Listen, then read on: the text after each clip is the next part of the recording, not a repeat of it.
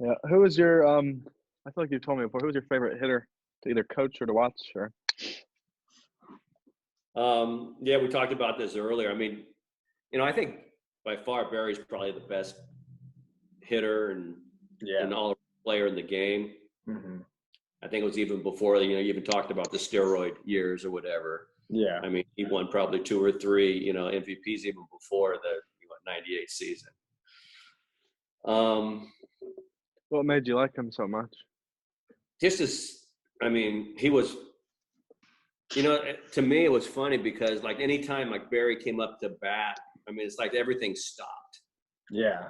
I remember that as a kid. I don't care what you were doing. Yeah. I mean, a radio would be on and they'd go to, hey, Barry Bonds is hitting right now. I mean, and yeah, you don't get that too often in somebody that can, you're going to the game because you just want to watch this guy.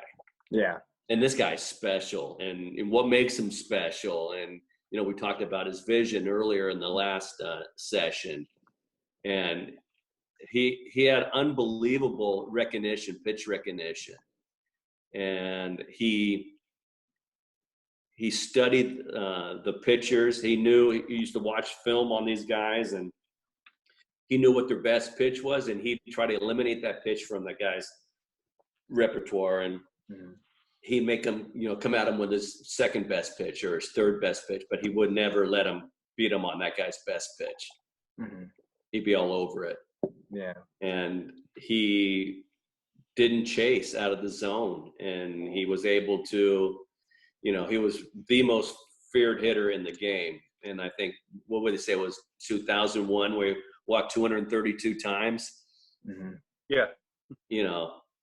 And I mean, that's incredible. And just think if, even the year he hit the 73 home runs, if they pitched to him half of the other times at the bat, he might have got 80 something. Yeah. Crazy. And he was amazing, and he could lock into a certain zone on a certain pitch.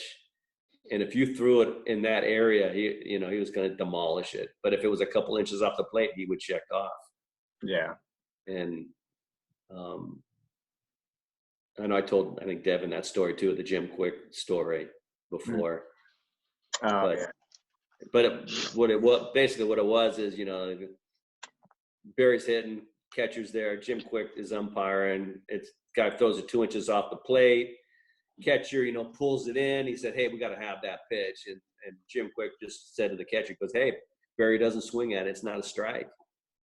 And I forgot who said in the last meeting, they said that Brady. Yeah. Brady said that Barry swung at 87% of the time. It was when he swung the bat, it was in the strike zone. Mm-hmm. And that's amazing. That's crazy. That's amazing. And I think that's what made him really good, because he doesn't chase. And Devin, how much did we talk about not chasing out of the zone? A lot. Yeah, and it's easy to say, but it's tough. It's hard to do. And but I think that's the huge difference between the minor league guys and the big league guys is, the minor league guys, they can hit hit the ball as hard, as far, throw it as hard, throw it as far, run as fast. But what the big league guys do better than the minor league guys, and they don't have any more talent, but they can just do it more consistently. They're able to do that good swing more consistent, stay in the zone more consistent, make better contact. That's the difference between the levels, and that's why we have minor leagues. Yeah. That's why we have 4 or 5 levels of minor leagues is to tune that consistency in. And you'll hear that as you guys go up and up, is you got to be more consistent. Yeah. You can't be, this up guy and then this down guy, and you try to stay on that same path. Yeah. You can't get too excited. You can't get too down on yourself, and these are all easy stuff to say. And I was the worst. I was like a roller coaster ride. Yeah.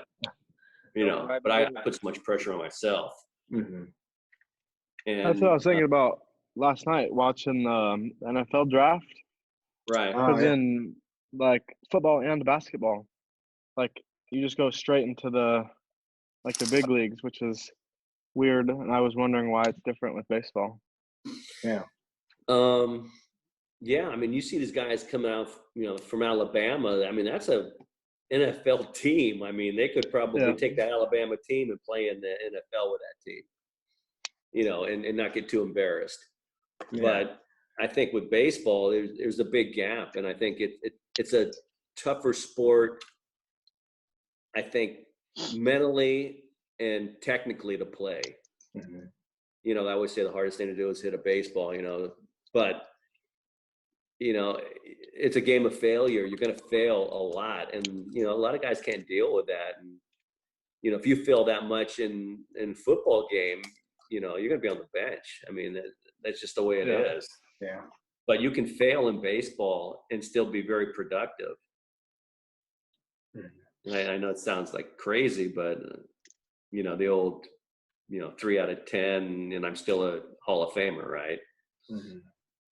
But it's what you do those other bats, I think, that make the difference. I mean, are you striking out 7 times those other bats? Are you putting the ball in play? You're hitting it hard? I mean, that's what I think in the long term is going to make the difference. Am I doing quality at bats? Yeah. We talked about approach and stuff, what am I looking for? What am I trying to do? What's this guy's best pitch? What's his out pitch? How's he pitch the number 3 and 4 hitter?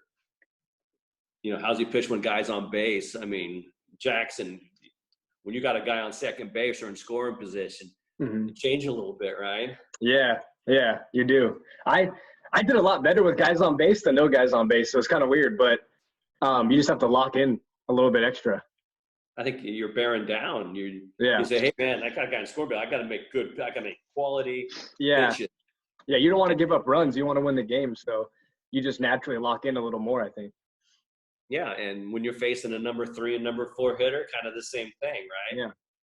But I think in that situation, so somebody that's watching the game, they can actually say, hey, this is what he goes to when he's in a tough situation. This is his out pitch, definitely. So, I mean, I think those are little things that can help you as a hitter, just kind of prepare yourself before you even get in the batter's box. Yeah. There's a lot to learn just by watching and observing. And I think that's what I did all my life with, growing up with the Giants when Dad was playing.